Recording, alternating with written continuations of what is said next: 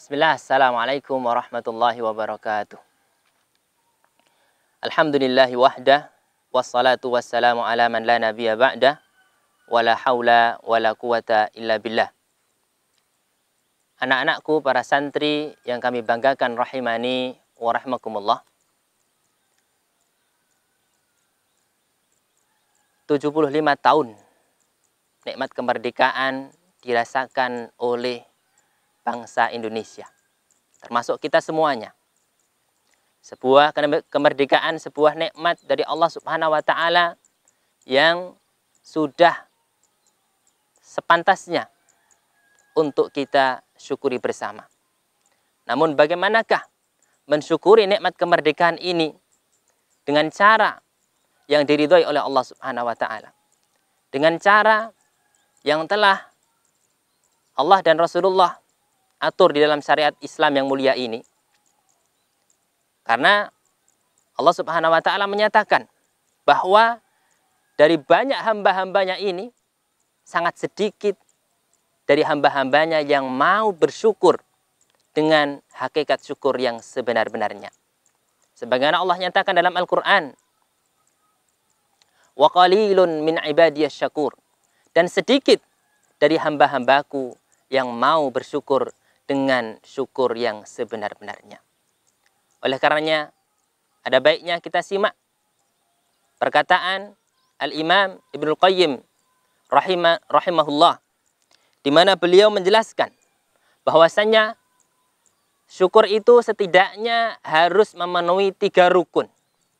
Yang pertama, kata beliau, adalah dengan mengakui nikmat tersebut dari Allah secara batin. Di dalam hati kita, kita meyakini bahwa nikmat kemerdekaan ini benar-benar hanya dari Allah Subhanahu wa Ta'ala. Tidak ada satu zat pun yang bersekutu dengan Allah untuk memberikan nikmat kemerdekaan ini kepada bangsa Indonesia. Dan inilah yang diakui juga oleh para pejuang kemerdekaan, para pendahulu kita, sehingga dicantumkanlah pengakuan mereka tersebut di dalam undang-undang pembukaan Undang-Undang 45. Ini saya bacakan.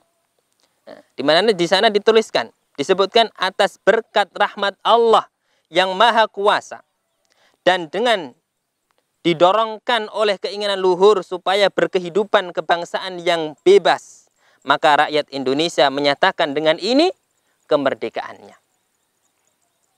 Dalam pembukaan Undang-Undang 45 ini sangat jelas sekali bahwa mereka, para pejuang kemerdekaan yang telah mendahului kita, mereka betul-betul mengakui bahwa karunia kemerdekaan ini, nikmat kemerdekaan ini hanya semata-mata pemberian dari Allah Subhanahu wa Ta'ala.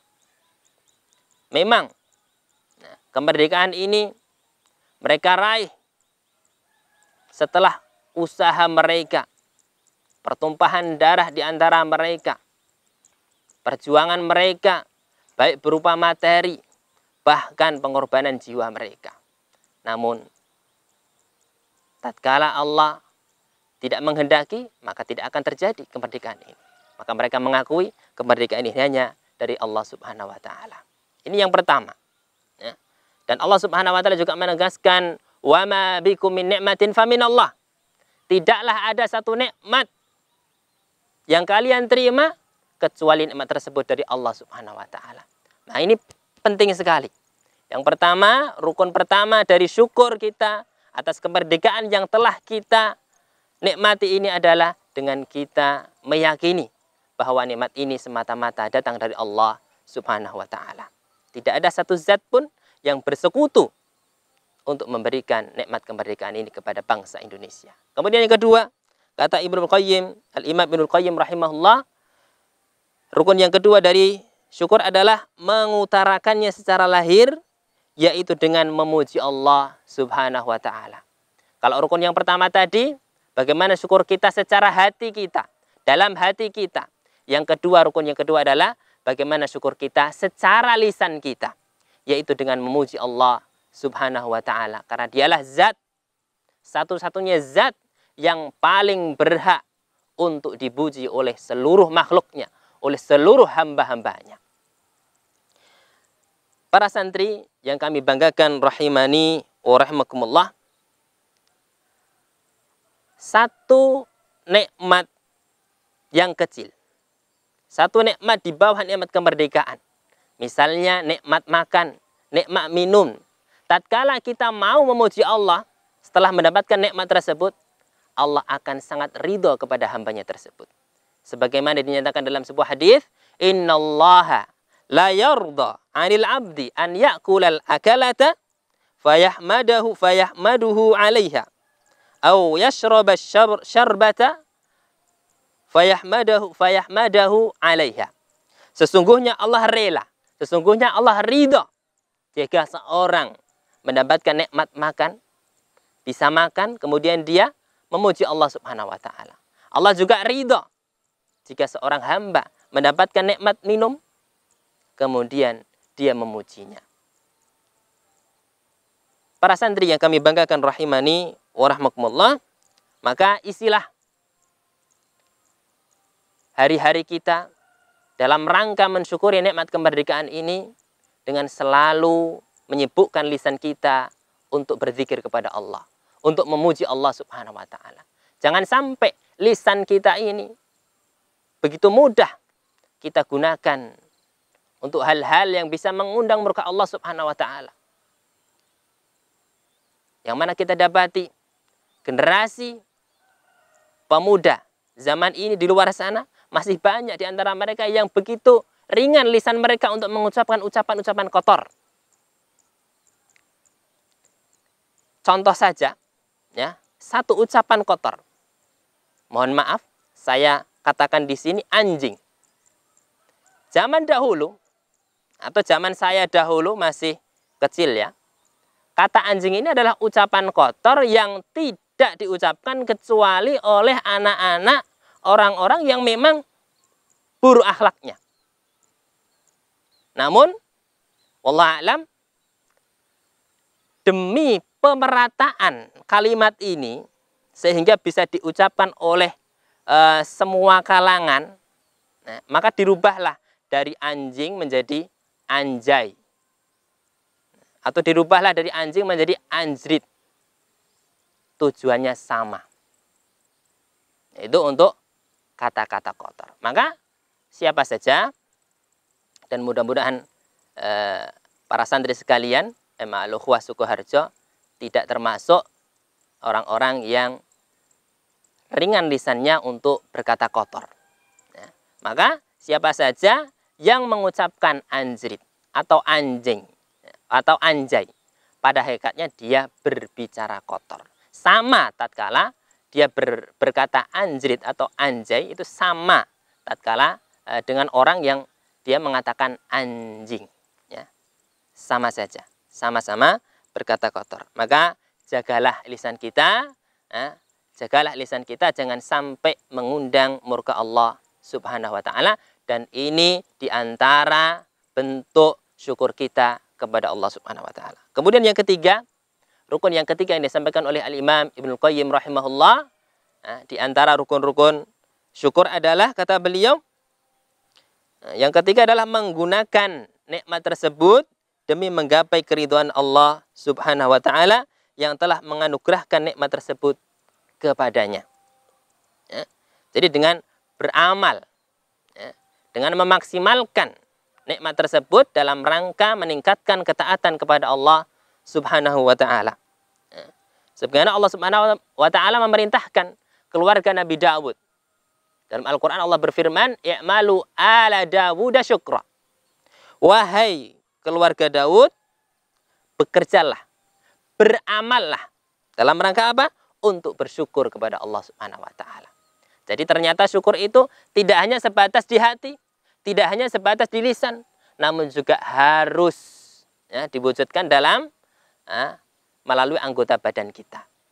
Ya, dalam bentuk amal, dalam bentuk amaliyah, ya, yang bisa terlihat nyata.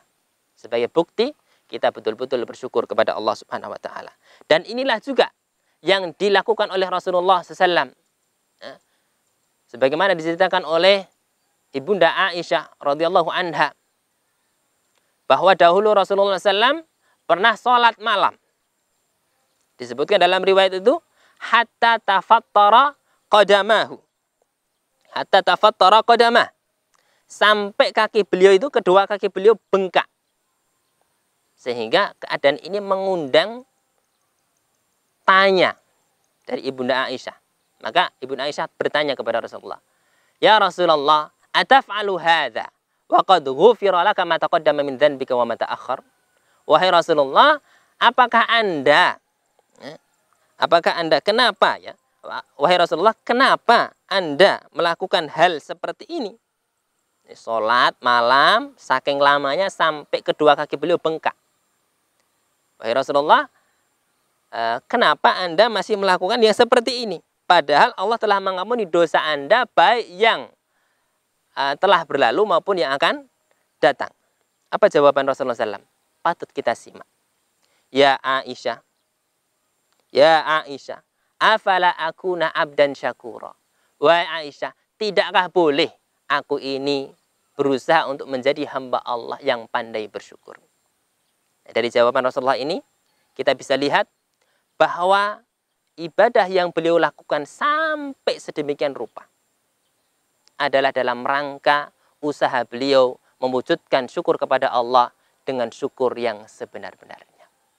Jadi, ringkasnya bahwa syukur itu tidak hanya terbatas di hati, tidak hanya terbatas di lisan, namun juga harus diwujudkan melalui anggota tubuh kita, yaitu dengan memaksimalkannya dalam rangka beribadah kepada Allah, meningkatkan ketaatan kepada Allah. Dan ini juga disampaikan oleh sebagian para ulama bahwa hakikat syukur adalah asyukru ta'atul mun'im. Syukur itu adalah hakikatnya adalah mentaati zat yang telah memberikan nikmat tersebut. Ya. Yang menjadi pembicaraan kita adalah nikmat kemerdekaan. Maka kita gunakan nikmat tersebut. Ini kesempatan kita. 75 tahun ya, kita merasakan nikmat ini. Ini nikmat yang belum lama kita rasakan jika dibandingkan dengan masa penjajahan yang dialami oleh bangsa Indonesia ini. Maka jangan sampai karena kita tidak pandai mensyukuri nikmat tersebut, Allah menggantikannya dengan penjajahan kembali. Wal'iyadzubillah. Maka mari kita syukuri dengan syukur yang sebenar-benarnya.